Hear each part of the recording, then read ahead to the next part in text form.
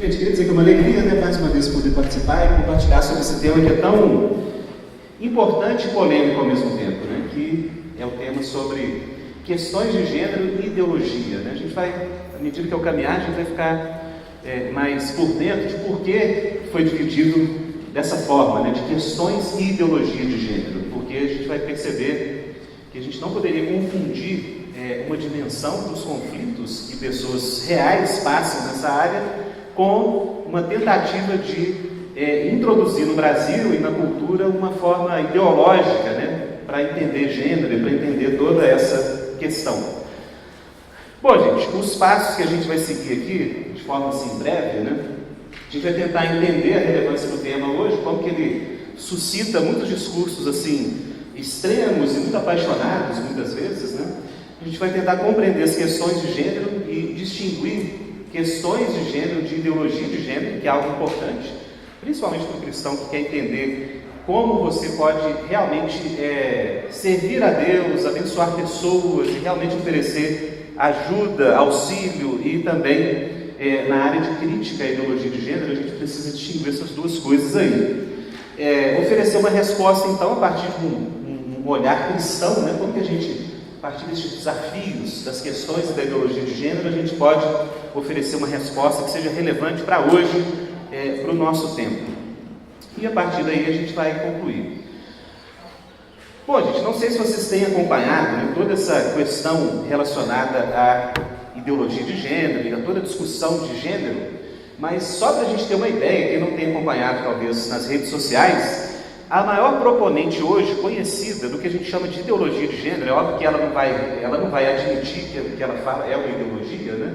Mas é a Judith Butler, que é uma professora de filosofia e literatura da Universidade da Califórnia, nos Estados Unidos. Ela veio ao Brasil e, gente, muitas pessoas tentaram impedir a vinda dela, como se assim, uma pessoa vir e dar uma palestra fosse algo a ser proibido, né? O que é horrível, né? Nenhum cristão pode ter esse tipo de atitude com quem quer que seja, tá, gente? Ela é uma professora acadêmica, discordamos da teoria dela, então combatamos a teoria dela com uma outra teoria. A gente não pode impedir ninguém de falar e de expressar aquilo que pensa. Mas, além de tentar impedir a vinda dela, né, o mais triste foi que agrediram ela na chegada no aeroporto em São Paulo. Né? Não sei se vocês viram, né? Foi anteontem. Então a Judith Butler chegou em São Paulo e manifestantes chegaram a agredi-la. Gente, uma senhora, né, professora, respeitada na área dela, ou seja, o pensamento dela pode ter muitas coisas que, por exemplo, nós discordaríamos, sim, mas a coisa chega nesse ponto, né, de se agredir alguém que defende uma teoria, por mais que nós discordemos, isso é muito equivocado. Gente, isso só para a gente ter uma ideia de como que isso suscita paixões, né? E a forma que esse tema tem sido introduzido na sociedade hoje tem sido também muito apaixonado e pouco honesto, tá? Então, se eu vou dar dois exemplos aqui, isso vai ficar mais claro à medida que a gente caminhar. Pois, por exemplo, gente, as revistas, né, e grandes canais da mídia, né, a gente tem visto, a própria Rede Globo tem colocado a questão do gênero como uma pauta, né, eu diria a ideologia de gênero como uma pauta a ser, digamos, empurrada goela abaixo da sociedade, né? Para quem assistiu alguma coisa dessa novela Força do Querer, né, você tem uma personagem principal que a novela inteira parece induzir as pessoas a estarem do lado dela, ou seja, o sofrimento, né, toda a questão da perseguição, mas a ideologia de gênero foi muito sutilmente colocada ali. A gente vai ver o que tem de errado ou de algo para se criticar nessa perspectiva que foi colocada. Gente, todos os meses, revistas, jornais, meios de comunicação, filmes têm sido produzidos, têm sido televisionados, têm sido introduzidos, reportagens de jornais e assim por diante, para que esse tipo de pensamento chegue sem que as pessoas tenham a capacidade crítica de avaliá-lo. Então, aqui dois exemplos para a gente ter uma ideia, né? Aqui, acho que está pequeno, vou ler ali para quem está mais distante. Mas, por exemplo, a revista Galileu é uma revista que se supõe uma revista que populariza conhecimento científico, né? Mas a gente vai ver que de ciência, essa visão de gênero que é colocada pela Galileu não tem quase nada, tá? Muito pouco de científico nisso. Então, veja bem, gênero, já coloca aqui, né, um transexual, a gente vai a gente vai navegar um pouquinho nessas terminologias, tá? Novas, transexual, o que seria a diferença disso para um transgênero, qual a diferença disso para um transvesti, né? E todas essas categorias que vão surgindo, mas aqui teria aqui um transgênero, né? Inferindo quase um transexual, dizendo: tudo que você sabe está errado sobre gênero. Então veja, gente, a revista chega afirmando assim que tudo que você já pensou sobre sexo, sobre o correto, sobre o que é equivocado na área da sexualidade e de gênero, né, que é algo mais recente, mas que também tem a ver com essas dimensões, que tudo que você sabe seria incorreto. Ou seja, o que a sociedade sempre pensou sobre sexualidade, mais de 3.000 anos, né, de discussões sobre a questão da sexualidade, homem, mulher, masculino, feminino, a revista chega com essa pretensão de dizer que tudo está errado. Então, gente, é uma forma assim, muito arrogante, pretensiosa de abordar a questão. E embaixo diz assim, né? Entenda o que é, afinal, identidade de gênero e descubra como o debate sobre o tema é importante para acabar com o preconceito. Ou seja, a revista Galileu, ela se coloca numa posição de que vai te ensinar algo que você nunca aprendeu na vida, né? Que é uma forma um pouco até educada de abordar um tema que é tão polêmico e ainda tão novo, né, para muitas pessoas. Ou a revista Veja, também aqui uma capa de 2016, falando sobre sexo, né? Gente, veja bem o subtítulo dessa capa da revista, também muito agressivo, muito, digamos, pouco educado e pouco respeitoso, até mesmo com aqueles que leem a revista. Então diz o seguinte: na revolução de costumes da geração Z, que seria essa geração jovem emergindo agora, elas e eles se dizem neutros, tá? Ou seja, você teria neutralidade na relação ou na compreensão de sexualidade. Eles colocam: e a sexualidade é fluida. A sexualidade é fluida, tá? A gente vai ver o que eles querem dizer com isso. E para terminar esse subtítulo dizendo o seguinte: e você não tem nada com isso. Percebe, gente, o tom? Existe um tom de assim, olha, é algo novo que a gente está trazendo, vocês não sabem nada sobre nada, e a gente vai mostrar para vocês o que é a verdade, né? Gente, quando a gente começa a ler um pouquinho mais sobre essas temáticas, a gente percebe que tudo isso aqui, gente, é puramente um jogo de palavras para criar um efeito. Porque a ideologia de gênero, ou até o pensamento de gênero que está por trás dessas entrevistas, ele é pouquíssimo, digamos, razoável, tem pouca plausibilidade. Ele é muito criticado por grande parte dos cientistas hoje no mundo. Ou seja, a mídia coloca algo como se fosse assim, certo, algo totalmente confiável, o que na verdade não é, tá? Então, gente, por um lado, você tem essa tentativa de empurrar a coisa, né, que é um tipo de discurso muito usado por ideólogos, né? Você mais prega algo sem mostrar plausibilidade do que, na verdade, você raciocina e você argumenta a favor daquilo. E, por outro lado, gente, a gente tem uma reação que também é exagerada de muitas formas. Então, gente, eu dei um exemplo, né, o pessoal querendo proibir a vinda da Judith Butler. Olha, gente, nós sabemos que se tem algo que a nossa sociedade deve, até mesmo a presença da fé cristã, é o que a gente chama de liberdade de crença e liberdade de expressão, tá? Ninguém pode proibir o outro de falar algo. Então, tem muitos grupos extremistas falando o seguinte: a ideologia de gênero é terrível, vai acabar com as nossas famílias e crianças, então a gente não pode nem permitir que as pessoas falem sobre o tema. Não, isso é errado, né? Mas, de uma forma não tão radical, mas que eu também considero equivocado de lidar com isso, a gente tem, por exemplo, articulações políticas. Esse aqui é o Eros Biondini, né, que é do movimento carismático aqui de BH, deputado federal. Então, gente, na discussão do Plano Nacional de Educação, que é muito importante, eles quiseram pôr um artigo específico nessa proposta, que, assim, tem algo que realmente protege contra a ideologia de gênero, mas ele passa disso, tá? E ele proíbe qualquer discussão sobre gênero na educação. E a gente vai ver, gente, que não precisa ser assim, tá? A discussão de gênero não é só sobre ideologia de gênero. Tem várias questões que envolvem gênero, tá? Vou dar alguns exemplos, que são coisas que as mulheres aqui presentes, por exemplo, foi uma luta que muitas feministas da primeira onda do feminismo, gente, que é algo assim, que teve muita coisa justa que elas reivindicaram, que tem a ver com gênero, tá? Gênero não é só essa loucura de mudar de sexo, não, tá? Então, gente, no caso aqui dessa articulação política, o Biondini coloca aqui que seria, né, no Plano Nacional de Educação, proibida a utilização de qualquer tipo de ideologia na educação nacional. Concordo, né? Proibido ideologia é correto. Educação não está aí para ensinar ideologia para as pessoas. Em especial, o uso da ideologia de gênero. Concordaria, até aqui eu concordaria. Você mandar o seu filho para uma escola e lá eles ensinarem ideologia de gênero para o seu filho, para o meu filho, né, para os nossos filhos, é errado.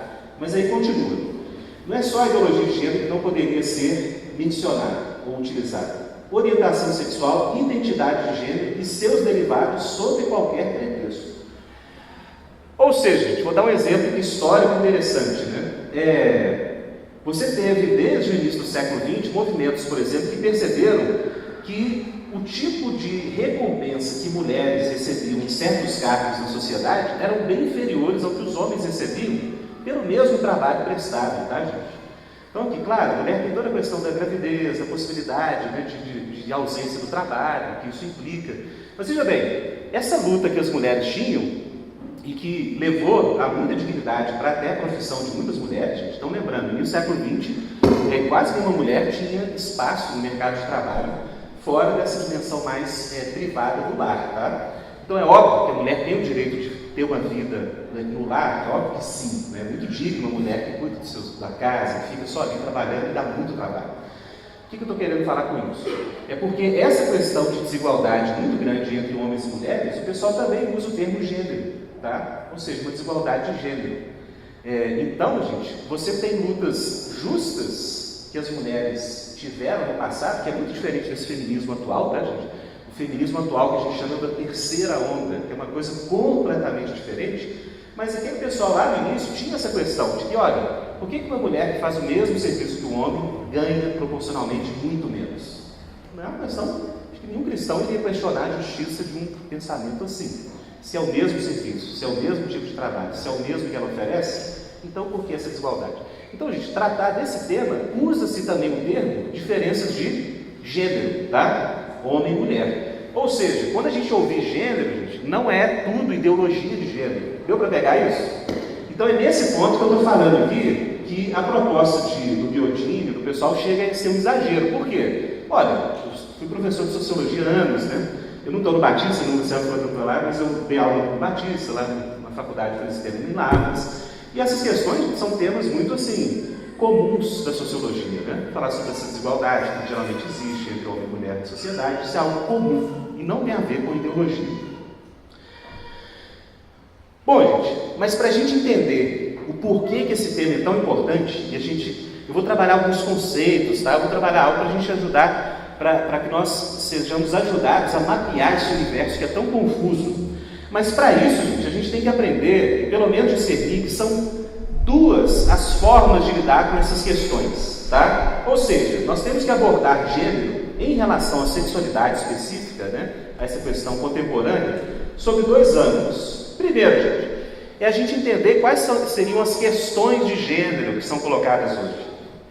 Ou seja, como nós lidamos com situações de pessoas concretas que sofrem de alguma forma uma incongruência entre o gênero e o seu sexo. Gente, falando uma linguagem bem simples, os pais cristãos sempre ensinaram o menino a ser um menino e de repente aquele menino começa a desenvolver traços afeminados, começa a querer se vestir como menina, começa a querer brincar só de boneca e os pais ficam tudo desesperados. Ou seja, vocês conhecem casos assim? Eu conheço vários. Então, gente, existe algo que muitas pessoas enfrentam que não é assim uma ideologia que influenciou aquela criança. Lá, né, o menino tem lá 2, 3 anos de idade. É algo que as famílias simplesmente descobriu. O menino começou a dar esse tipo de comportamento, a ter esse tipo de comportamento. Ou a menininha, né, que foi... Os pais deram bonequinhos, brinquedos femininos, né, reforçando esse lado feminino da filha, e de repente a menina começa só a querer vestir de menino, andar com menino, na escolinha, só gosta de futebol, não gosta de um esporte de menina. Aí os pais começam a falar assim, meu Deus, o que está acontecendo? Olha, gente, o que eu estou querendo dizer aqui? Existe uma dimensão dessa discussão que são questões concretas que qualquer família pode enfrentar. Tá, gente? Não tem nada assim de muito ideológico nisso. É algo que a gente conhece. Por exemplo, eu conheço um jovem, né, e é polêmico o caso dele, mas ele já se abriu em relação a isso. Gente, ele, de tempos em tempos, ele tem um tipo de fetiche que ele gosta de se vestir como mulher. Gente, o rapaz é crente, o rapaz é cristão, missionário, trabalha na obra de Deus, mas ele tem isso. Você pode falar assim, o cara, ele é gay? Não, ele não diz que ele é gay, ele não diz que ele tem crise de identidade sexual. De tempos em tempos ele tem esse tipo de comportamento. É estranho? É. Muitas pessoas, digamos assim, tendem a julgar por causa disso. Mas ele falou, olha, digamos assim, isso é uma coisa que eu tenho de tempo em tempo, não é algo que afeta a minha identidade, né? Mas pessoas têm esses tipos de comportamentos. Então, em relação a esses casos que eu estou falando aqui, é o que eu chamo, gente, de questões de gênero, tá? Isso não é ideologia ainda. Isso são questões, comportamentos que pessoas começam a apresentar e geralmente quando a gente descobre, a gente toma um susto, né? A gente toma um susto, fala assim, nossa, fulano de tal, né? Então, gente, isso é muito real no nosso meio, muito real, né? Eu lembro esses dias conversando com o irmão, gente, ele é muito crente, assim, trabalhou anos e anos e anos com recuperação de drogados, tudo. E uma época ele dormia no quarto com o obreiro, ele dormia assim, cama lado a lado, sabe? Quartinho pequeno, cama lado a lado. E ele falou assim pra gente, ele é muito engraçado, falou assim, ô Dolfão, você lembra o Carlinhos? Eu falei, cara, o Carlinhos virou gay. Eu falei assim, é mesmo, né? Mas você lembra, cara, quando ele ia chamar o pessoal, você lembra como é que ele chamava o pessoal? Ele fazia assim, ó. Pessoal, oi. Ô Dolfo, eu vi ele fazendo aquelas estrelinhas assim, cara. Eu achava estranho. Eu falei, pô, Carlão tá com a gente tem anos. Virou gay. Pô, a gente ri, você percebe bem. É esse tipo de reação que a gente tem, né? Que uma pessoa que já tem certos traços e de repente quando a gente vê, puxa vida, né? Ou o cara se assume quanto homossexual, né? Ou ele tem um tipo de conflito de identidade sexual. Então, gente, é isso que eu quero dizer quando eu falo aqui que pessoas reais que a gente conhece têm questões relacionadas a gênero. Isso a gente não pode lidar, isso como se fosse uma ideologia, tá? São pessoas reais, a gente tem que entender isso e a gente tem que auxiliar as pessoas nos conflitos que ela tem, né? Então, qual é a resposta adequada da comunidade cristã para essa crescente realidade, né? Ou seja, pessoas que têm esses conflitos, crianças, pais que lidam com esse tipo de situação. Então, gente, é isso que eu quero dizer com questões de gênero. E nós temos um outro tema, gente, que é ideológico, tá? Que é o que a gente chama de ideologia de gênero. Então, gente, ideologia de gênero não é um conflito que uma pessoa passa desde criancinha, que os pais descobrem, né? Os pais levam para psicólogo, né? Ou na igreja, tentam resolver. Ideologia de gênero, gente, é uma proposta de reconfigurar, ou seja, mudar toda a forma do discurso e do entendimento que nós temos sobre sexualidade humana, tá? Ou seja, quando a gente fala de ideologia de gênero, a gente está falando de um programa muito específico e ele é totalmente articulado que tenta fazer com que o nosso entendimento de sexualidade seja totalmente alterado. Lembra as duas capas das revistas que eu mostrei? Tudo que você sabe está errado, você não tem nada a ver com isso, questões de gênero hoje são outras coisas, vocês têm que se atualizar. Gente, quando vem com esse tipo de discurso, dizendo que a nossa visão de sexualidade, principalmente a visão mais tradicional, é totalmente equivocada, a gente está lidando com ideologia, tá? Aí é uma coisa muito mais séria, porque não é alguém que está passando por um conflito, é uma tentativa de você moldar a sociedade de acordo com esses princípios. Então, gente, quando você está assistindo uma novela, né, das 8, no canal mais influente do Brasil, e você percebe lá que a grande personagem da novela é alguém que tem um conflito de gênero, e toda a novela coloca uma pressão para que você aceite que, digamos, aquela forma que ela lida com a sexualidade é a forma correta de se lidar, né? Inclusive ela até fez uma cirurgia, né, de redesignação, tirou os seios, tudo. Ou seja, quando você vê a mídia tentando fazer com que a população apoie esse tipo de coisa, sem nenhum tipo de discussão, sem nenhum tipo de entendimento, aí a gente está lidando com a questão ideológica. Deu para pegar a diferença das duas coisas, gente? Então, em termos de ideologia, você tem todo um programa para, digamos, um novo discurso sobre sexualidade, né? A visão tradicional cristã, gente, ela é completamente confrontada por esses princípios, ou seja, esse pessoal é contra a visão cristã clássica de sexualidade, tá? E você tem uma tentativa de influenciar vários campos, como a gente vai ver à medida que a gente seguir. Luciano, só que horas que eu comecei? Só para eu ter umas me situar aqui. 5,5? Então tem. Tá. Então veja bem, gente. Então, esses são os dois tipos de questões que a gente tem que lidar. O primeiro lidando com pessoas com conflitos reais na área de sexualidade, o outro lidando com uma forma de tentar reconfigurar todo o nosso entendimento de sexualidade, afetando política, educação e várias áreas da sociedade. Então, gente, para a gente entender primeiro as questões de gênero, eu vou caminhar com vocês um pouquinho aqui com alguns conceitos, gente. Talvez vocês não tenham tido contato ainda com eles, né, esses conceitos. Talvez vocês já tenham. Mas é importante a gente passar por esses passos iniciais para a gente entender um pouquinho o que está relacionado a esses conflitos que as pessoas têm, tá? Questões de gênero, identidade sexual, pessoas que você talvez conheceu, era amigo e você começou a ver isso emergindo na vida da pessoa. Como que a gente entende isso? Gente, eu pego como uma referência um autor que é esse aqui, o Mark Yarhouse. Ele é um cristão, teólogo, e ele é professor de psicologia clínica numa universidade Radcliffe, na Virgínia. Gente, não só isso, olha que interessante. O Mark Yarhouse, ele clinica, ou seja, ele atende pessoas que têm conflitos na área da sexualidade. Gente, ele faz isso há 25 anos. Mas ele não clinica qualquer tipo de pessoa da sociedade. Sabe qual que é a clientela primária dele? Cristãos. Ou seja, um cara que é crente, crê na vida, tá? O Mark Yarhouse aceita a visão cristã de sexualidade, mas ele conhece há 25 anos centenas e centenas de casos de pessoas que passam por conflitos e que são cristãs, tá? Então, assim, ele é uma referência nessa área.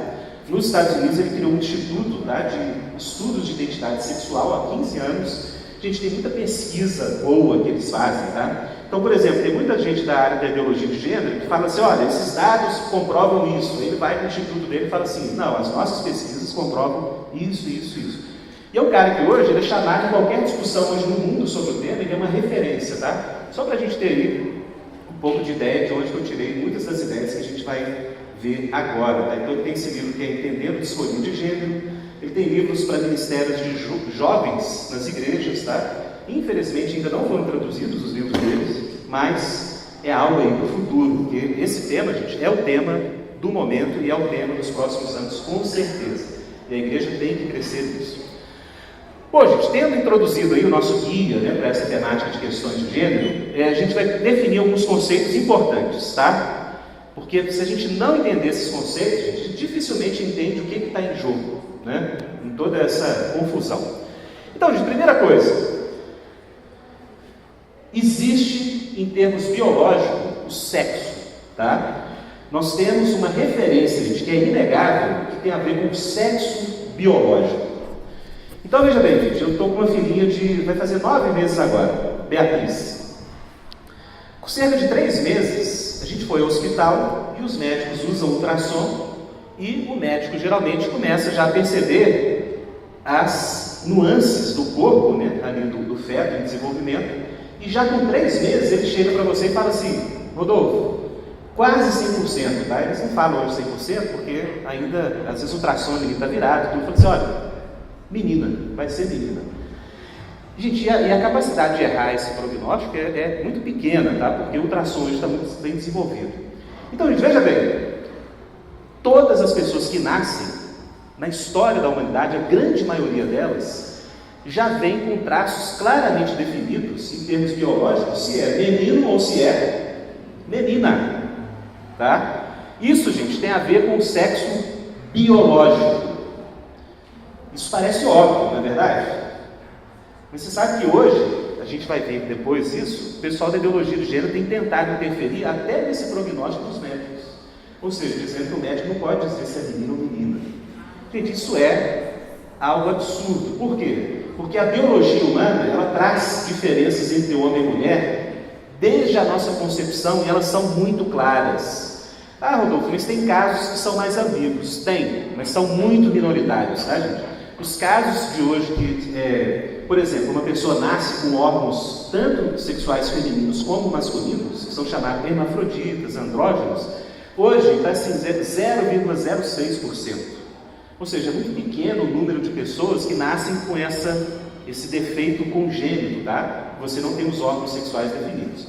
Mas veja bem, gente, todo mundo que nasce geralmente tem um cromossomo masculino e um cromossomo feminino. Desde a concepção, isso vem dos pais, tá? Não somente isso, gente, o sexo biológico, ele começa nos cromossomos e ele vai se desenvolvendo, gente, por vários mecanismos que o nosso organismo tem. O principal deles, gente, são os mecanismos hormonais. Ou seja, quando é menino, lá no ventre, todas as células do corpo, do embrião, começam a ser, digamos assim, banhadas nos hormônios femininos, tá? Falei feminino, né?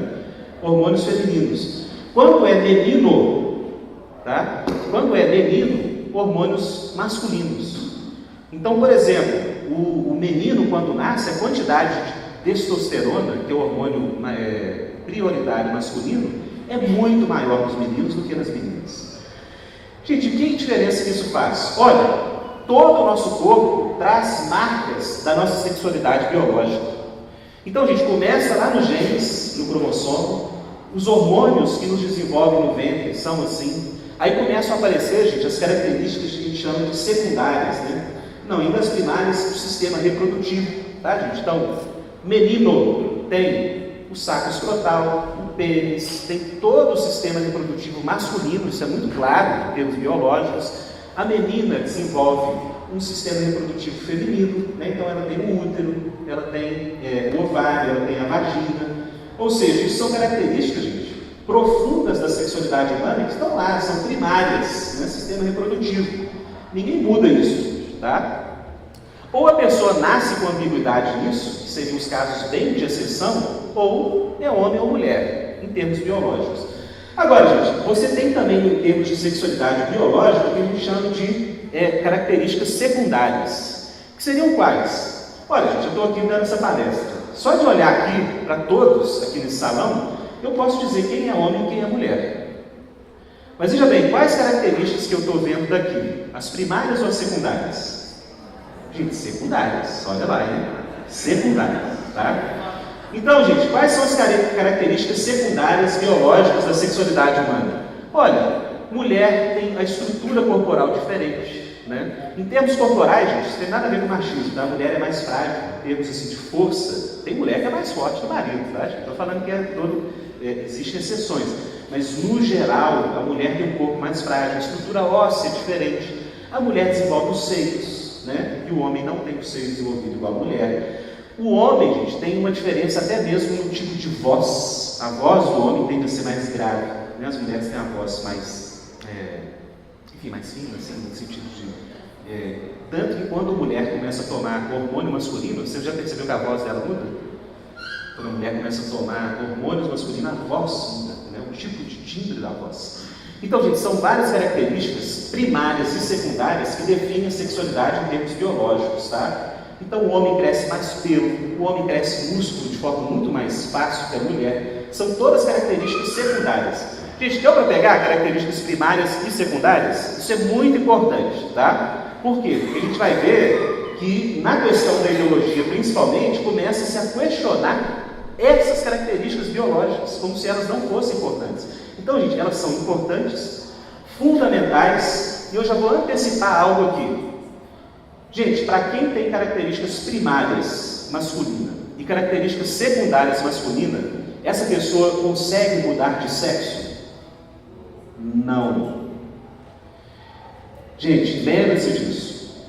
Ninguém muda de sexo biológico. Ninguém. Ah, mas e a Tammy Gretchen? Não mudou, gente.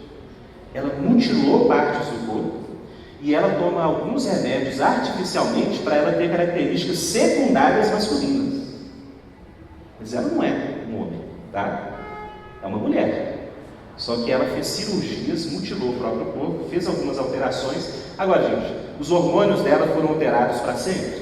Não. Se ela parar o tratamento, semana que vem ela volta de novo a crescer como uma mulher, biologicamente. Ela pode reproduzir como homem? Não. Ela não tem um pênis, ela não produz espermatozoides. Isso é tudo característica sexual biológica. Ninguém muda isso, tá?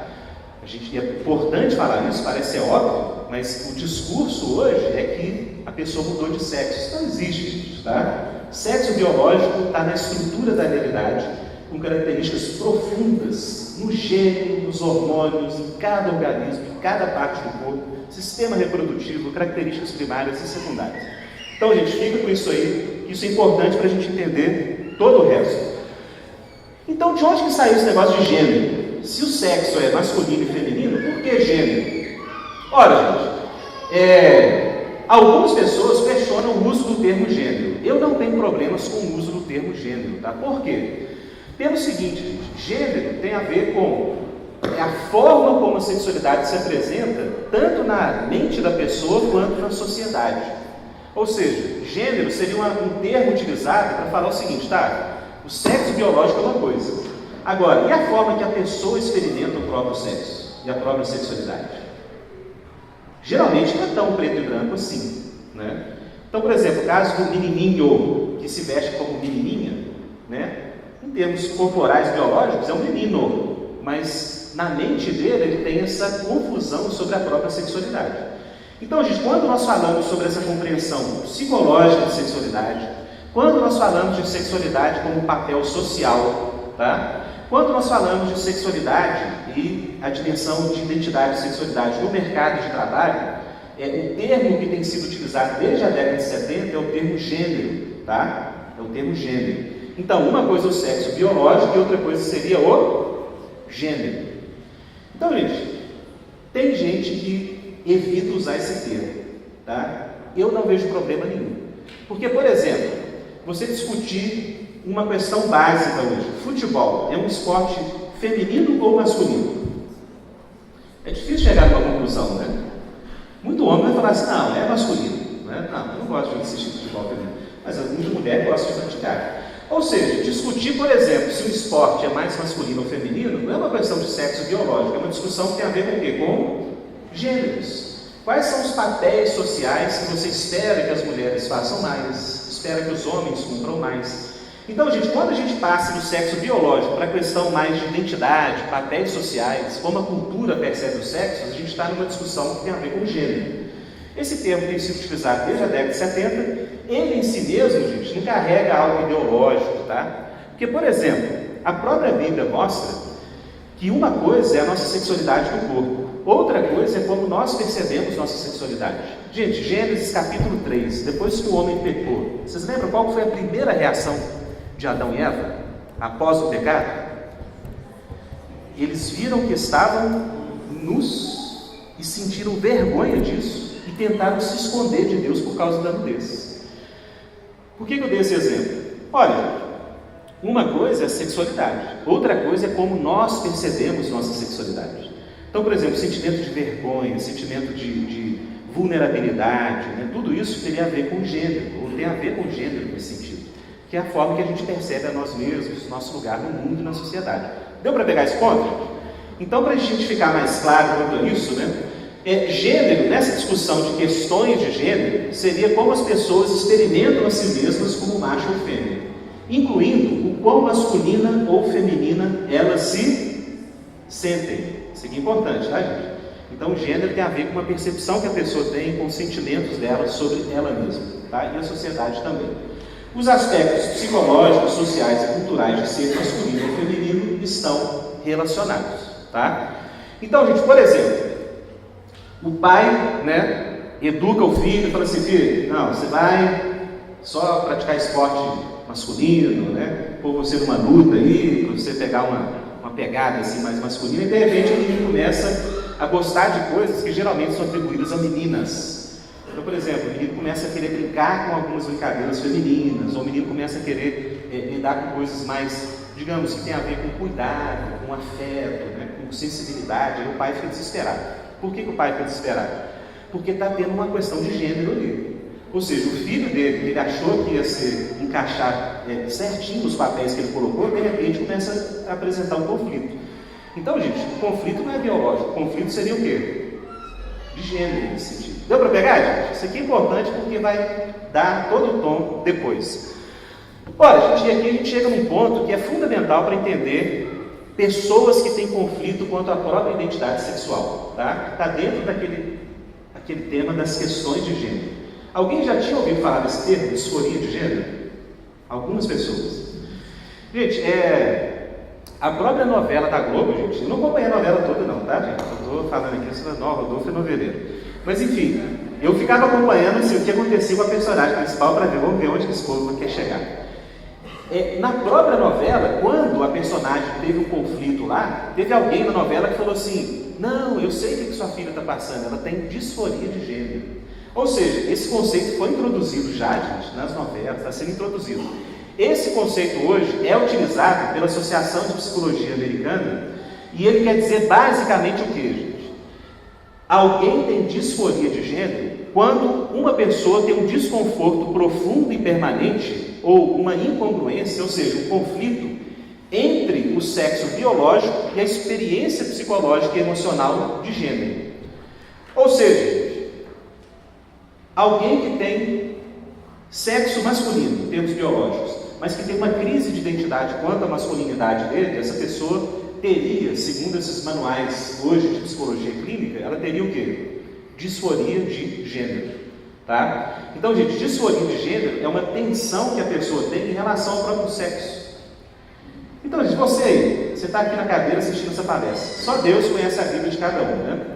Mas veja bem, faça uma autoexame. Você já teve algum tipo de conflito em relação à sua sexualidade na vida? Não precisa responder não, tá, gente? Nem levantar a mão. Então pensa aí, só você, Deus, né? Veja bem, se você falar assim, nunca tive, né? Então, gente, você nunca teve disforia de gênero, nunca teve. Ou seja, para você, a sua identidade sexual nunca foi um problema. Agora, se você pensou e falou assim, eu tive uma crise aí, eu tive uma crise. Se você chegou nesse ponto de falar assim, não, eu já questionei um pouco minha feminilidade ou masculinidade, você em algum momento experimentou o quê?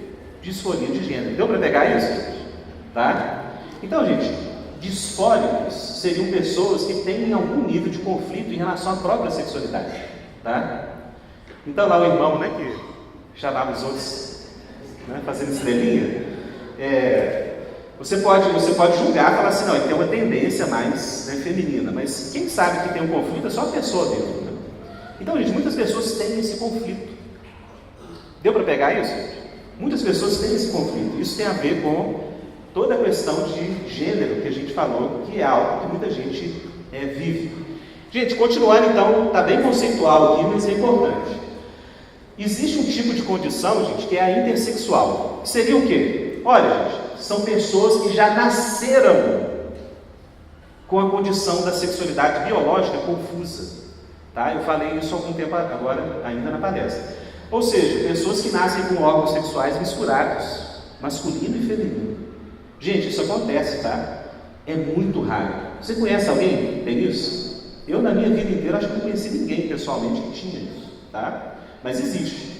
Então, gente, esses casos de pessoas que têm confusão de sexualidade no nível do corpo são muito poucos, tá? Por que eu estou enfatizando isso? Porque toda essa discussão de disforia, a gente vai ver ideologia de gênero também, tem a ver, gente, com um conflito que a pessoa tem com um corpo muito bem definido, tá? A pessoa não tem ambiguidade no corpo, mas ela tem ambiguidade em relação à identidade dela.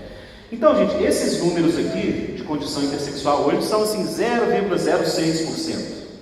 Teve um caso recente, não sei se vocês leram, gente, uma entrevista, achei assim, riquíssima entrevista, olha que confusão.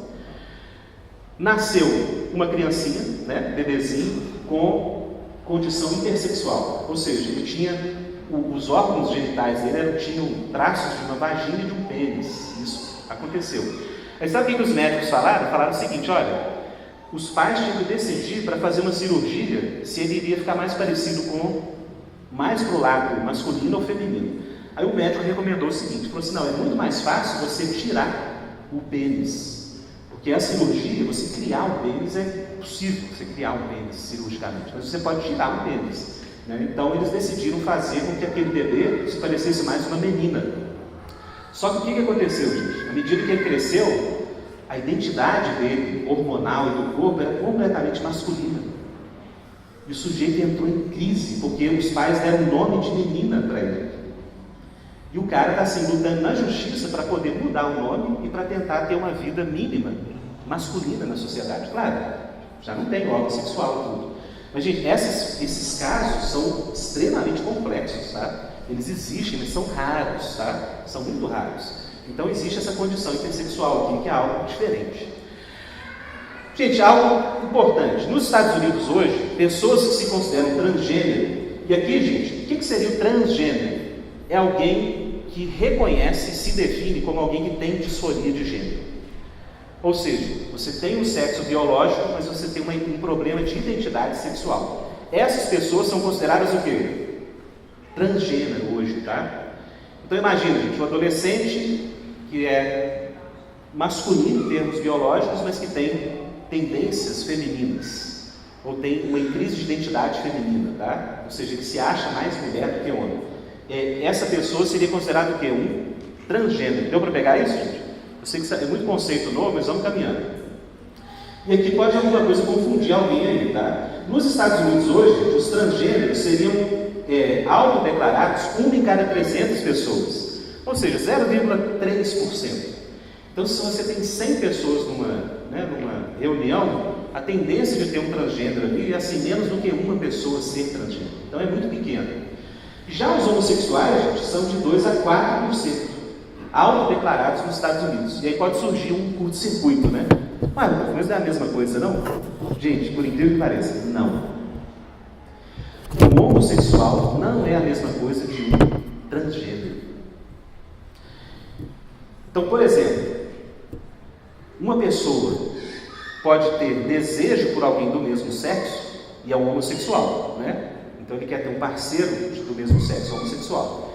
Aí você pergunta para ele assim, mas você tem conflito de identidade quanto à sua sexualidade? E ele vai falar o quê? Não, eu sou homem, só que eu quero viver como um homem. E mulher a mesma coisa. Ou seja, o homossexual é uma outra categoria.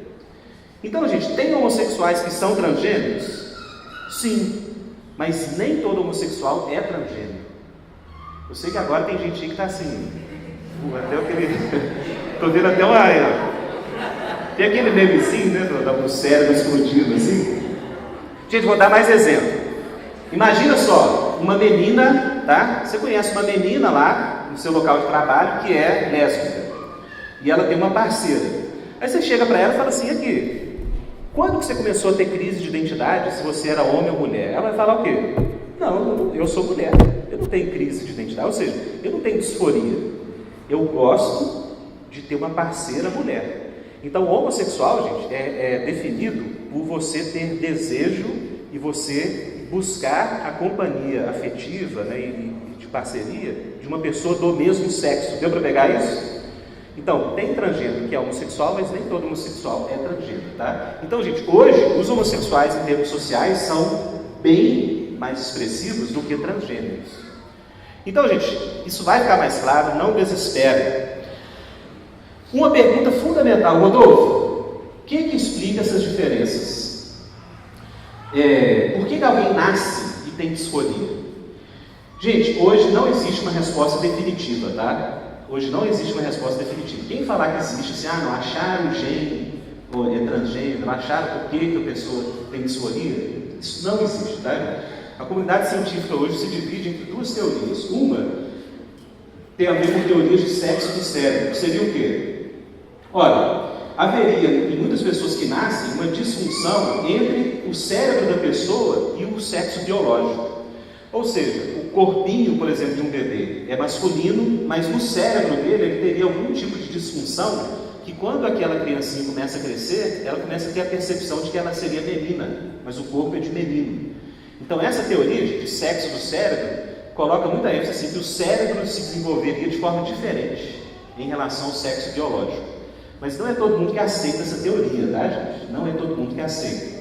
Mas ela tem hoje alguma plausibilidade para muitos. Olha, gente, uma outra teoria que é muito mais discutida é de dimensões multifatoriais. O que seria isso? Gente, os fatores para alguém ter disforia de gênero, para alguém ter crise de identidade quanto à própria sexualidade, podem ser múltiplos. Pode ser desde algo congênito que a pessoa nasceu, ou seja, algo realmente no cérebro dela, né? Então, gente, quantos pais não se assustam quando o filhinho, assim, com 2 anos, sem ter nenhum tipo de influência social, já começa a apresentar crise de identidade sexual? Ou seja, pode ser algo teológico, tá? A gente não pode negar essa possibilidade, não. A gente vai falar por que teologicamente um cristão pode crer nisso sem ter problemas com a doutrina bíblica. O multifatorial, gente, não reduz somente a isso. Então, por exemplo, há dados relevantes que mostram o seguinte, que muitas crianças que foram abusadas no período da primeira infância ou da infância tendem a desenvolver disforia de gênero. Ou seja, situações de abuso em relação à sexualidade em uma idade muito tenra desenvolve-se, em muitos casos, disforia de gênero, tá? Ou até mesmo casos de homossexualidade. Então, gente, multifatorial quer dizer o quê? As razões podem ser múltiplas. Quer uma outra coisa multifatorial hoje? Uma criança que nasce sem ter nenhum tipo de padrão de imagem de masculino e feminino.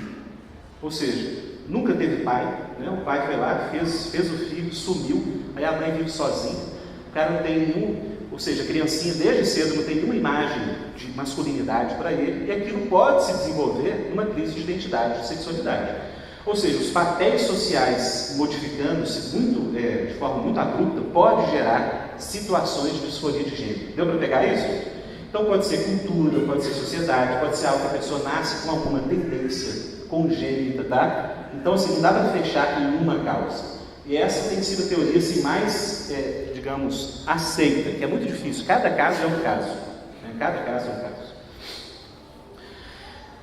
Gente, em relação ao gênero, hoje tem toda uma linguagem sendo criada para você dar conta dessas novas experiências de identidade sexual, tá? Então, gente, hoje, por exemplo, o pessoal fala o seguinte: aquele padrão clássico, homem e mulher, não seria somente o único válido, né? Então, o pessoal hoje que defende teoria de gênero, tá? Eu tento discordar do uso desse termo, cisgênero, tá? Mas ele diz o seguinte: existe um espectro de sexualidade que é aquele tradicional, binário, homem, mulher.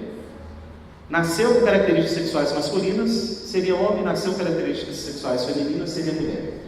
Aí, gente, você tem um espectro hoje que seria de transgêneros, ou seja, pessoas que têm algum tipo de conflito quanto à identidade sexual. Gente, isso aqui é muito importante. O leque de possibilidades hoje transgênero, ele está tão assim amplo, e a ideologia de gênero ajuda a diversificar isso. Você tem hoje, gente, mais de 60 categorias que o pessoal usa de transgêneros.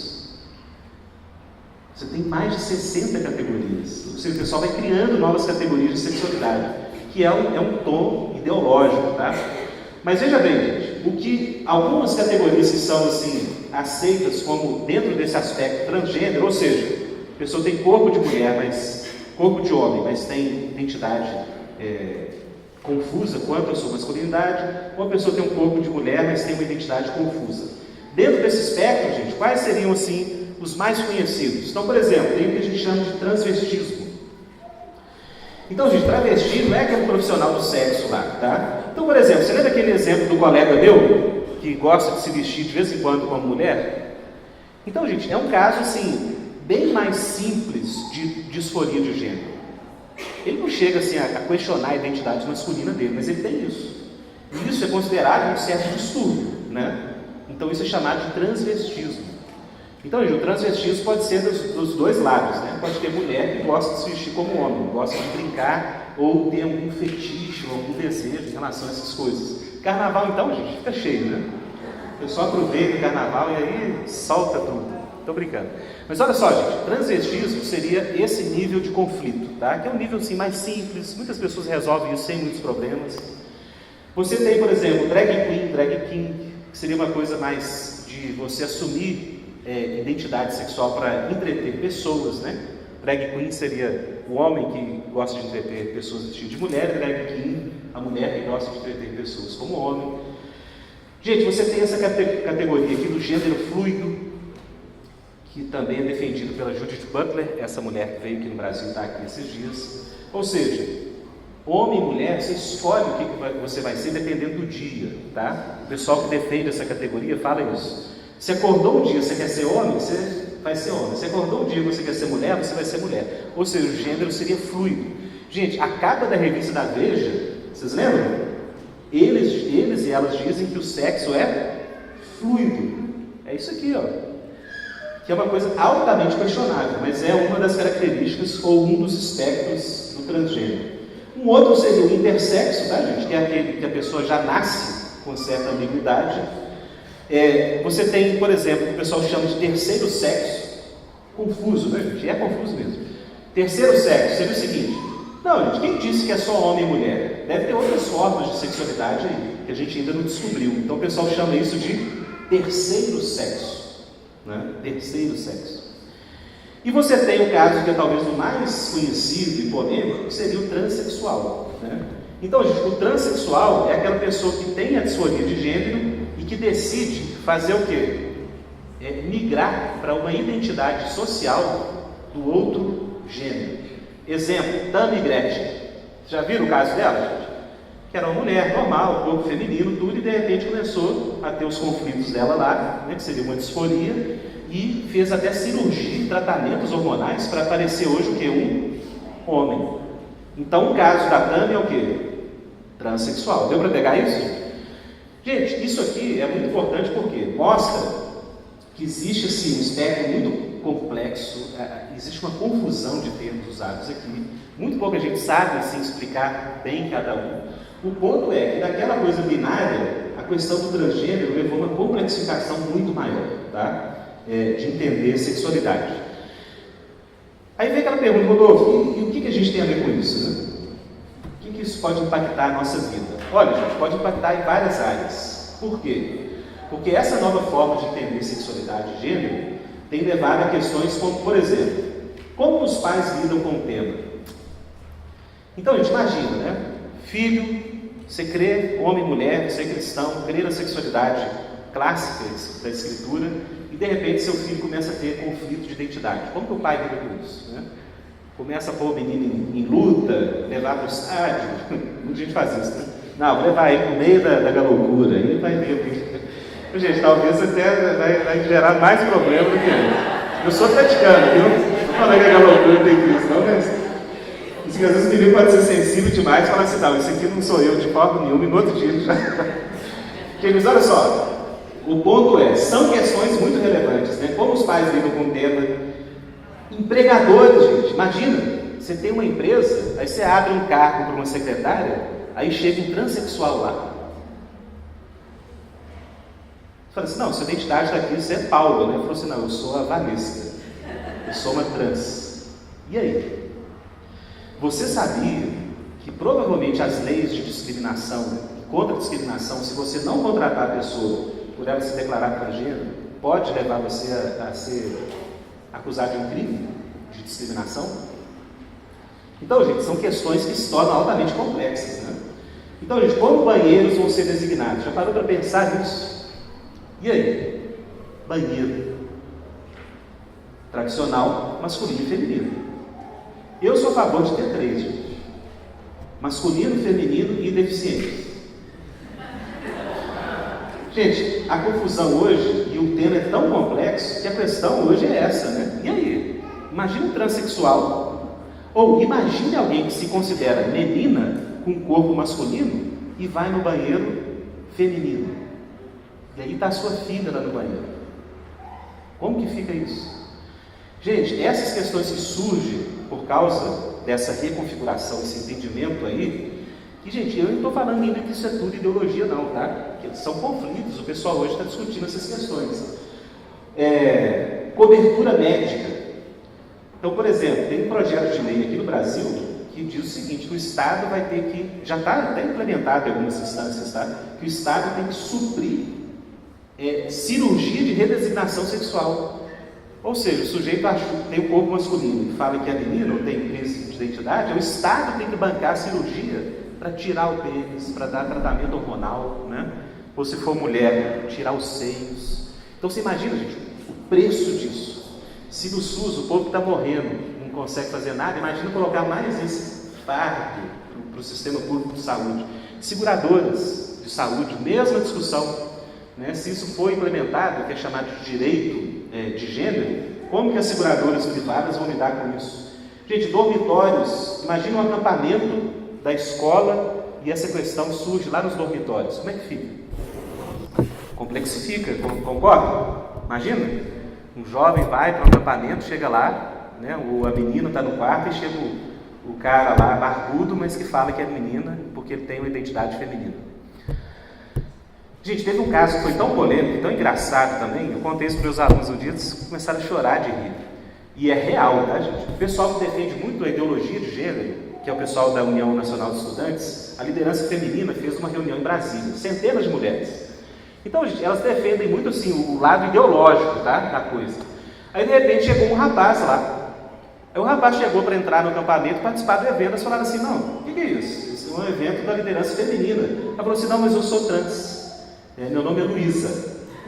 Aí elas falaram assim, nossa, esse cara não está tapeando a gente, não. Aí o cara falou assim, vocês vão ter preconceito contra mim? Vocês defendem isso? Aí falaram assim, não, então a gente vai dar uma saia para você, você fica aí. Aí deram a saia, tem a foto, gente, do sujeito com a saia lá, assim, sabe? Aí a gente passou um dia, 2 dias, aí no meio de uma noite lá, o pessoal tocando violão, a Luísa estava beijando a menina da União Nacional de Estudantes. O povo falou assim, olha o cara lá pegando a menina. Aí quando chegaram, o cara falou assim, não, eu sou a Luísa, mas eu sou lésbica. Ou seja, confundiu tudo.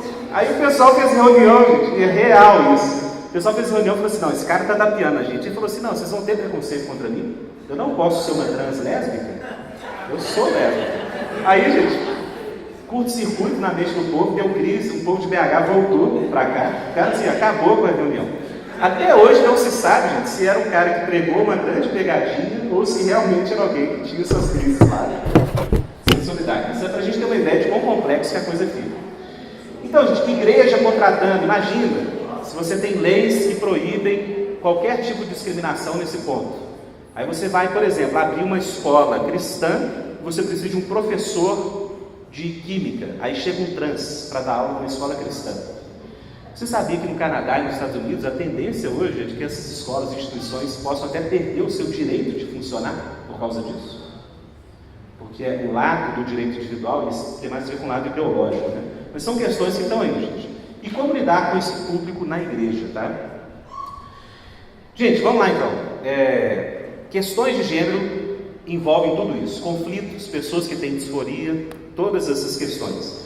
E o que seria então ideologia, tá, gente?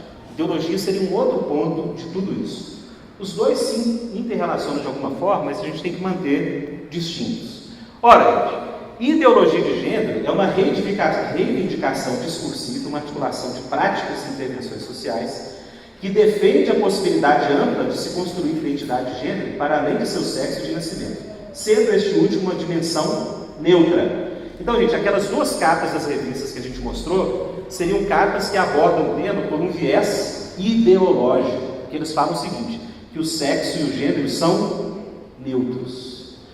Rodolfo, qual que é a diferença dos dois? Gente, falta 15 minutos para mim e, assim, ainda teria muita coisa para a gente caminhar, mas vamos lá. Gente, ideologia é você falar o seguinte, que a questão não é só que pessoas têm conflito de gênero ou disforia. Ideologia é você querer dizer que o sexo biológico não tem relação nenhuma com o gênero. Tá? E você querer não só defender isso, você querer que essa posição seja implementada na sociedade em todos os níveis. Dos filmes, as novelas, as leis, a educação. Então, gente, quando a coisa vai para o lado da ideologia, a gente não está lidando com pessoas que têm conflito. A gente está lidando com uma visão completamente diferente de sexualidade e de gênero. Um pensador que é muito utilizado nessa articulação ideológica é o Foucault, que é da área da sociologia e história, né? Muito importante para quem está na área das humanas. Ele mesmo era homossexual e ele militou muito pelos direitos dos homossexuais, morreu, inclusive, vítima do vírus da AIDS, né? Então, gente, para o Foucault, existiriam 3 níveis de articulação no campo dessa ideologia, que é implementada hoje por pessoas como a Judith Butler, que está aqui no Brasil, e outros, tá? O primeiro seria o quê? Você incentivar as práticas. Então, gente, você incentiva que as pessoas assumam esses conflitos e levem isso para público, tá? Então, esse pessoal que é mais da militância ideológica, eles fazem muito isso, né? Você já viu isso, gente? Que a pessoa, por exemplo, o cara tem um conflito. Mas ele não quer que isso seja público, ele não se define por aquilo. Aí, de repente, chega o pessoal da militância e fala assim, não, esse conflito seu é quem você é. Você é isso, essa é a sua identidade. Una forças com a gente e a gente vai promover essa causa. Então, gente, esse tipo de interpretação da coisa, que usa uma faceta da personalidade da pessoa, como se fosse a identidade última dela, é uma coisa muito ideológica, tá? Então, hoje, gente, muitos movimentos usam esse tipo de favorecimento de práticas públicas, você levar isso para público, tá? Então, gente, tem muita gente que não gosta disso. Então, por exemplo, o Ney Matogrosso, ele é homossexual raiz, né? Então, gente, o Ney Matogrosso, assim, por que eu falo isso? Ele falou esses dias, falou o seguinte, gente, eu não sou gay. Tipo assim, minha identidade é eu sou humano. Então, ele é gay. O Ney Matogrosso é gay. Só que é o seguinte, o que ele quer falar com isso? Eu não quero que um conflito que eu tenha na minha sexualidade defina quem eu sou para a sociedade. Um outro que tinha esse perfil era o Clodovil, né? Clodovil tinha esse perfil, ele não era esses caras que ficam aí na militância só, olha lá, gente, Deus proveu aí, deram um up no meu tempo lá para 30 minutos. Então, gente, veja bem, só que o que acontece hoje? O pessoal que é muito influenciado por Foucault, eles fazem isso. O sujeito talvez tenha uma crise lá de sexualidade, eles pegam ele e falam assim, não, a gente quer você na militância, a gente quer transformar você em uma, digamos, uma forma de manobra para que a gente faça a nossa agenda aceita. Então, gente, o outro ponto aqui seria não só você favorecer as práticas públicas, mas você articular os discursos. Ou seja, você construir teorias que defendem esse tipo de visão de sexualidade, tá? Então, gente, nesse nível teórico, o pessoal quer o quê? Influenciar pedagogia, influenciar a educação, começar a ensinar sobre, digamos, direito de gênero para crianças de 5, 6 anos. Ou seja, falar para um filho numa escola, por exemplo, que o fato dela ter um corpo feminino não implica que ela é mulher. Isso é ideologia de gênero. O pessoal quer fazer isso. Tá? Ou seja, falar que um médico... Gente, existe essa proposta, tá? Que um médico, quando faz um ultrassom, que o médico não pode falar para o pai se é menino ou menina.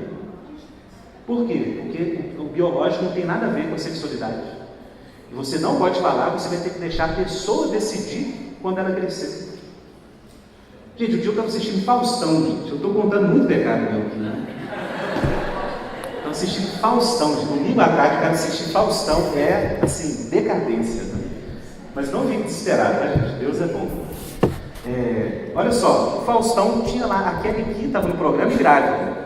Aí o Faustão foi e falou assim, ô Kelly Key, mas quantos meses? Falou assim, Faustão, e é uma menina. Aí, olha o que o Faustão falou. Mas não, você não pode falar que é menina, você vai ter que deixar ele decidir.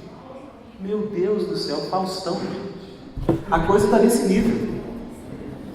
Existem propostas, por exemplo, de que na carteira de identidade você não pode mais ter o sexo.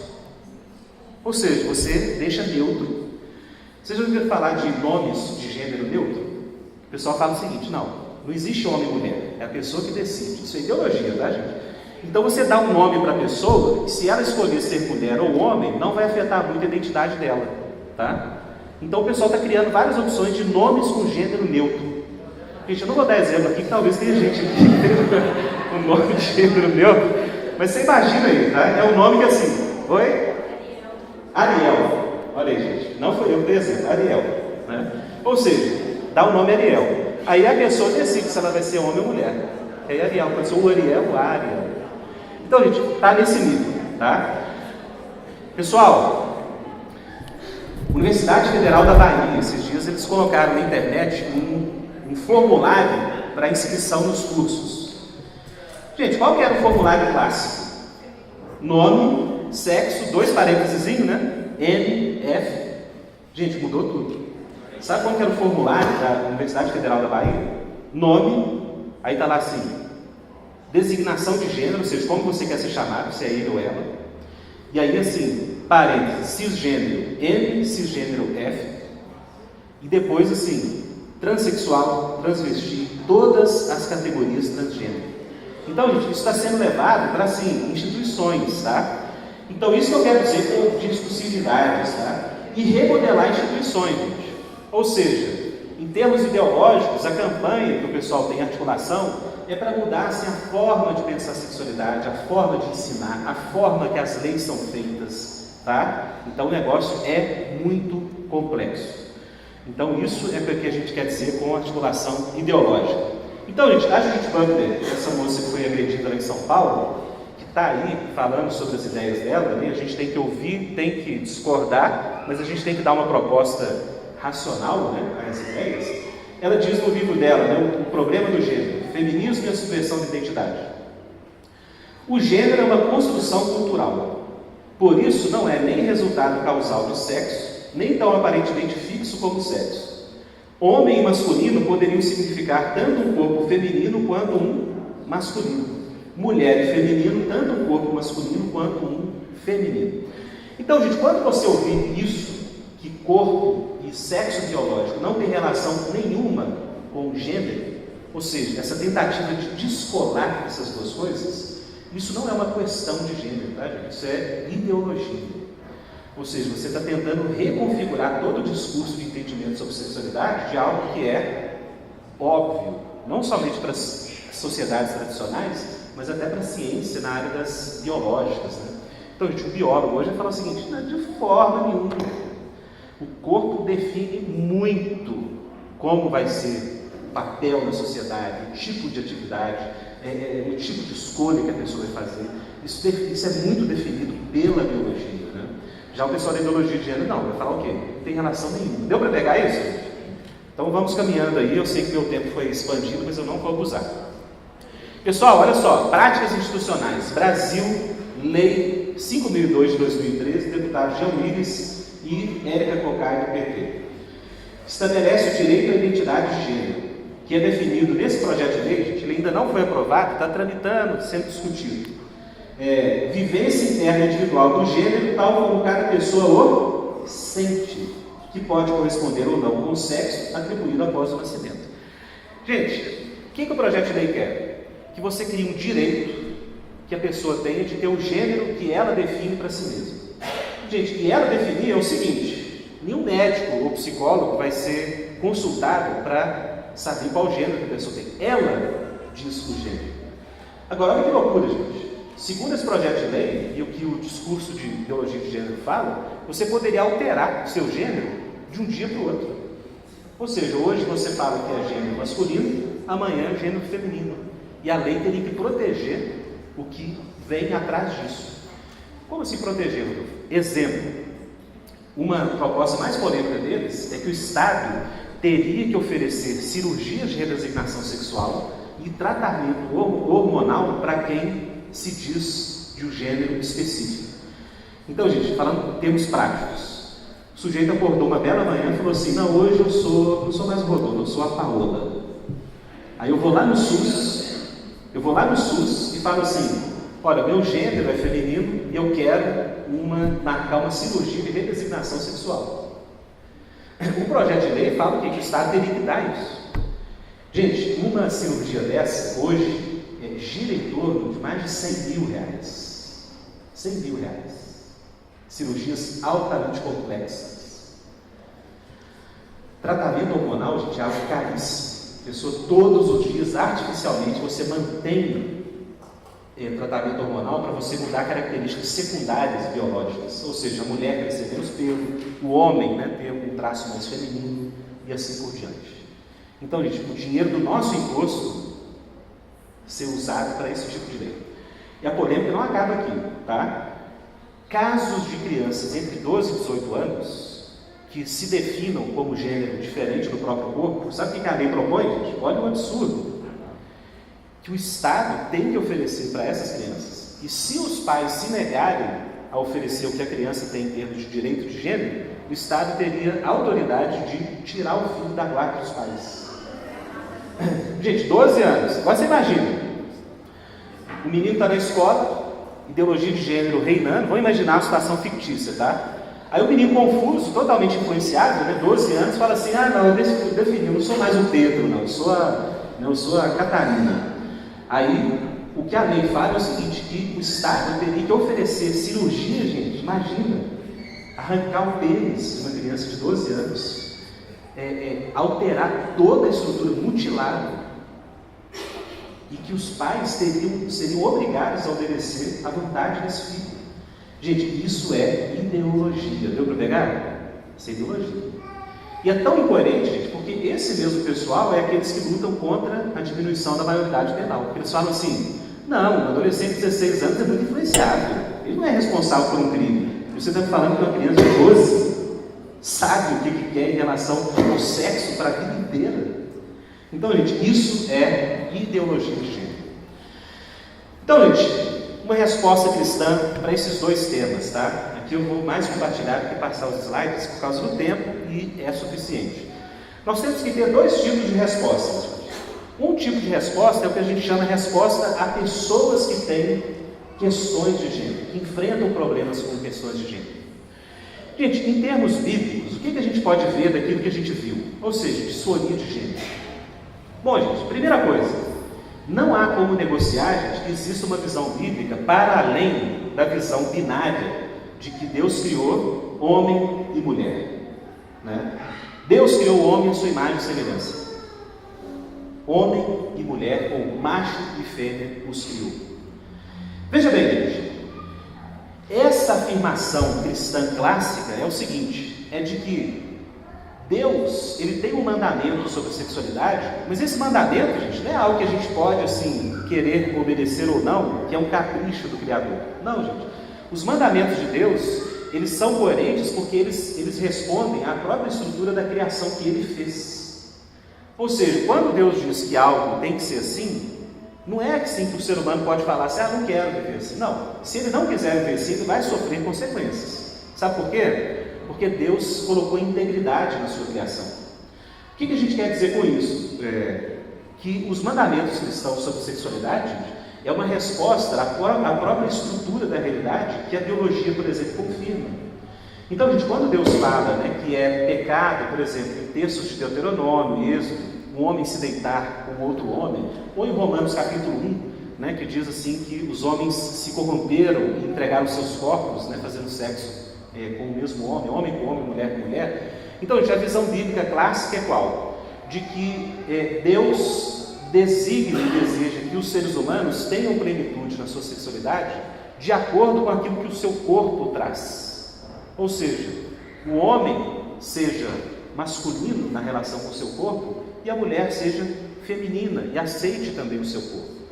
Então, gente, não existe hoje, porque nós temos hoje igrejas que são chamadas inclusivas, que tentam questionar essas doutrinas, falando assim, não, essas são interpretações do passado. Gente, isso não é verdade, tá? Em toda a história da igreja, sempre houve um acordo comum, tanto na igreja protestante, católica romana e ortodoxa oriental, que são os três ramos maiores, de que Deus colocou a sexualidade na própria estrutura da criação e que existe uma integridade nisso. Ou seja, é bom que o homem desfrute da sexualidade que o seu corpo traz. Isso é saudável. Percebe, gente? Isso é saudável, isso é íntegro. Gente, então não somente nós somos mais plenos quando a gente funciona de acordo com a sexualidade que nós fomos criados, com os nossos corpos, mas a Bíblia não fica somente nisso, tá? Então a questão não é só a criação.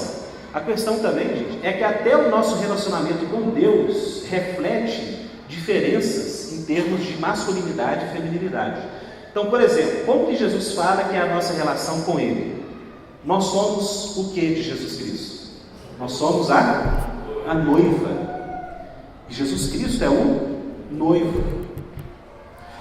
Ou seja, a sexualidade humana não é somente algo que traz plenitude e integridade para a nossa vida, mas isso também traz uma forma de melhorar o nosso conhecimento de quem Deus é. Então, em termos teológicos, essa realidade dos sexos distintos é projetado para a nossa relação com o próprio Deus. Gente, isso é tão forte que em Efésios, quando Paulo fala da relação do marido com a mulher, Paulo chega num ponto e fala o quê?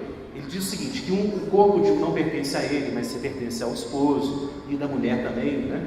E o esposo pertence à esposa, e que deve haver essa relação de... Ou seja, o homem se entregar por ela e ela se submeter, gente, que é algo maravilhoso, né? Então a submissão bíblica é uma dinâmica relacional, ou seja, só existe submissão se o homem está disposto a dar sua vida pela esposa. Não é algo fixo. O que Paulo está falando é o seguinte, gente, se o marido trata a esposa como Jesus trata a igreja, essa esposa não vai ter problema nenhum em se submeter. E submissão, gente, em termos bíblicos, tá? Não é assim, o homem mandar na mulher. É submissão em termos assim, de uma resolução, talvez, de um tema último. Em termos familiares, a Bíblia coloca essa questão. Mas veja bem, Paulo chega no ponto de falar o seguinte: grande é esse mistério, não do esposo em relação à esposa, mas de Cristo em relação à sua igreja. Então, o que isso quer dizer? Que a complementariedade dos sexos, masculino e feminino, é refletido na nossa relação com o próprio Deus. E Jesus, como noivo, traz, digamos, dessa nossa relação no entendimento de casamento, a nossa relação com Deus é projetada. Por que eu estou dizendo isso?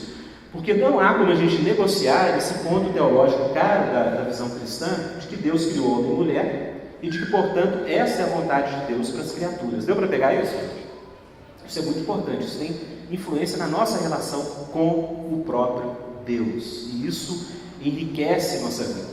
Agora, gente, veja bem, a Bíblia não termina só com a criação, porque assim, se por um lado a gente tem essa visão de que Deus quer que o homem seja realmente homem e mulher, a criação dele reflita isso, por outro lado, gente, a gente percebe o que durante a Bíblia?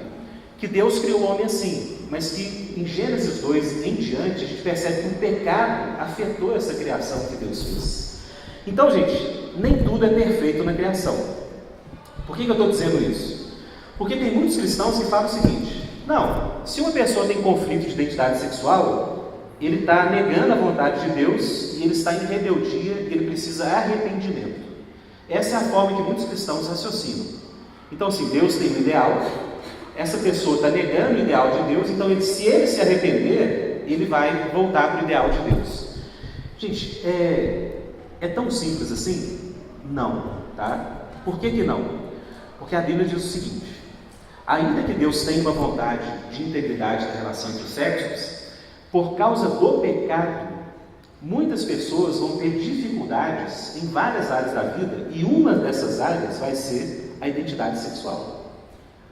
Ou seja, o pecado, gente, afetou a criação de tal forma que algumas pessoas, eles vão ter conflitos nessa área de identidade sexual, gente, talvez a vida inteira. Não sei se você conhece casos assim, gente que é crente, teme ao Senhor, mas que continua apresentando algum tipo de disforia. E não adianta a gente orar, ou imposição de mãos, fazer jejum e achar que isso resolve, não. Tem muitas pessoas que, assim, a vida dele por inteiro vai ser uma luta contra essa tendência. E o que a Bíblia nos fala sobre isso? Gente, é porque o pecado gera em muitas pessoas a inaptidão para ela desfrutar plenamente da sua sexualidade como Deus criou para si. E isso, gente, é uma coisa que algumas pessoas vão ter na área da sexualidade. Ou, colocando em outras palavras, alguém que está aqui que é cristão tem todos os problemas da sua vida totalmente resolvidos? Ou seja, você é perfeito? Não. A gente tem áreas de inaptidão na nossa vida. Alguns é questão talvez de dificuldade de assumir compromissos e responsabilidades, né?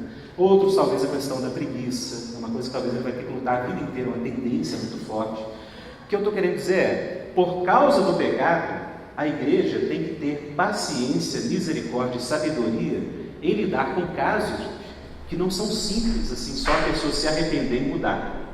Tem muita gente que a vida inteira vai ter tendências de ter algum tipo de disforia na área da sexualidade. Deu para pegar esse ponto, gente? Isso é muito importante, tá? Porque muitos cristãos acham assim, não, se a pessoa converteu e tem Jesus, ele vai voltar a virar homem e tudo. Não é simples assim. Então, gente, hoje tem muitos casos, até em Belo Horizonte tem um caso de um pastor que é o seguinte: ele tem tendências homossexuais muito fortes, compartilhou isso para a congregação, pastor, hein?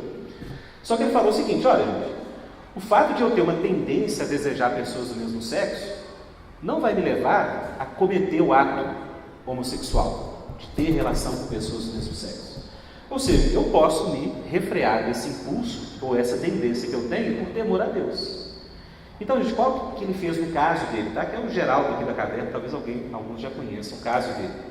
Ele assumiu isso publicamente, só que ele falou assim: não, gente, eu creio que é pecado você ter relação sexual, mas eu tenho essa tendência. Ou seja, eu não tenho desejo por alguém do sexo oposto, então eu vou permanecer solteiro e vou servir a Jesus da melhor forma com essa tendência que eu tenho. E a igreja aceitou isso, né? O cara abençoou muitas pessoas aí durante anos e anos, e há pouco tempo eu fiquei sabendo que ele se casou com uma mulher. Não sei os detalhes, mas é interessante, né? Por quê? A gente não sabe se voltou o desejo sexual dele. Mas aí fica uma pergunta: será que alguém que tem tendências homossexuais não poderia viver bem com uma pessoa do sexo diferente? Por causa do companheirismo, do amor, do sacrifício, da aliança que eles fizeram? Gente, então veja bem, o que eu estou lançando aqui? Eu estou lançando formas distintas de enxergar pessoas que têm esses conflitos, tá? A gente não deve abrir mão da visão bíblica clássica de sexualidade, mas ao mesmo tempo a gente tem que reconhecer que algumas pessoas têm esses conflitos e essas tendências, e dificilmente, gente, tem casos e casos, tá? Tem muito caso que assim, o sujeito converte, passa, né? Aquele problema identitário passou, mas outras não, tem que ter tratamento. Então, gente, isso é uma lente que a gente pode chamar de inaptidão. A gente tem que enxergar que algumas pessoas vão ter esses conflitos e a gente, como cristãos, tem que saber abraçar essas pessoas e caminhar com elas. Deu para pegar esse ponto, gente? Um terceiro ponto para a gente fechar essa questão das questões de gênero é o seguinte: ora, gente, nós somos salvos pela graça. Jesus nos salva pela graça. Por que eu estou dizendo isso? Se chegasse na sua igreja, no seu culto, na sua comunidade, um transexual, qual que seria a reação sua, da igreja, em relação a essa pessoa? Difícil, né? Será que a gente ia exigir primeiro que ele mudasse para depois a gente aceitar? Mas aí não é pela graça. Então, gente, um desafio que a igreja tem hoje, que eu coloco para vocês, e a gente vai ter um período de perguntas para mim tirar dúvida, é o seguinte: é que a igreja tem que começar a ter sabedoria, amor e graça suficiente para receber essas pessoas sem colocar elas para fora com o nosso julgamento precipitado. Rodolfo, você está dizendo que a pessoa pode congregar, ser membro desse jeito? Não estou dizendo isso. Eu estou dizendo o seguinte: se alguém quer seguir a Jesus, todos nós temos tendências pecaminosas e todos nós estamos lutando contra o pecado. Então, uma pessoa que tem a disforia, ela também vai ter que lutar contra essa tendência. Deu para pegar? Ou seja, se você tem essa tendência, outros têm outras tendências em outras áreas. O que a gente não vai permitir na igreja é que isso se transforme numa prática aceitável, tá? Então, por exemplo, alguém que tem disforia assumir uma identidade pública feminina ou uma identidade pública masculina, sendo mulher em termos físicos e biológicos, a igreja não pode aceitar isso. Mas agora, gente, a gente está disposto a caminhar junto com essas pessoas que querem seguir a Jesus? Porque talvez não seja o caso na sua igreja, mas já em muitas igrejas esse pessoal está se aproximando. Então a questão é: será que a gente está apto a perceber que Deus tem uma visão para a sexualidade, mas que algumas pessoas realmente têm conflitos nessas áreas? Então, gente, talvez esse seja o maior desafio da igreja para tratar pessoas que têm questões e disforia de gênero. Deu para pegar esse ponto? Nas perguntas eu esclareço melhor quem tiver dúvida. Rodolfo, e a ideologia? Olha, gente, uma coisa são pessoas que têm conflito. A gente tem que ter essas visões que eu falei aqui agora. Outra coisa, gente, é ideologia que quer influenciar a sociedade, as próximas gerações, na visão do que é o sexo e o que é o gênero. Em relação à ideologia, gente, a igreja não precisa ser minimamente tolerante. Ou seja, em relação à ideologia, a gente tem que combater a ideologia. Como que a gente faz isso? Impedindo pessoas de vir falar sobre o tema? Não. Lendo sobre o tema, entendendo as implicações, acompanhando, gente, o que o pessoal está propondo na área política, fazendo pressão política na medida do possível para que essas leis não sejam aprovadas.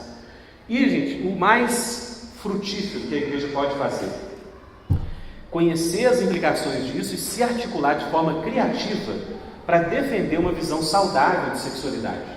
Porque, de fato, gente, a ideologia de gênero é uma ideologia muito perniciosa, não só para a sexualidade, mas para as famílias, para as próximas gerações, para o entendimento de sexualidade dos filhos e dos filhos dos nossos filhos. E se isso, gente, for aceito hoje, como está sendo empurrado goela abaixo da sociedade, os frutos vão ser muito prejudiciais no futuro.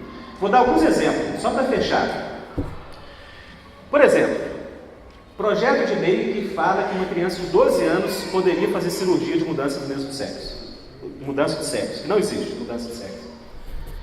Gente, hoje dados de vários psicólogos e pessoas que tratam o tema falam o seguinte: que em 80% dos casos, crianças ou adolescentes que tinham disforia, na fase adulta da vida, ou até a fase adulta, eles conseguiram administrar a sexualidade. Ou seja, eles administraram o conflito.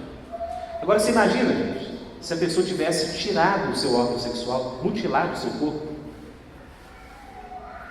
Os casos de pessoas que fazem cirurgia de mudança de sexo e que depois se arrependem, hoje passam dos 40%.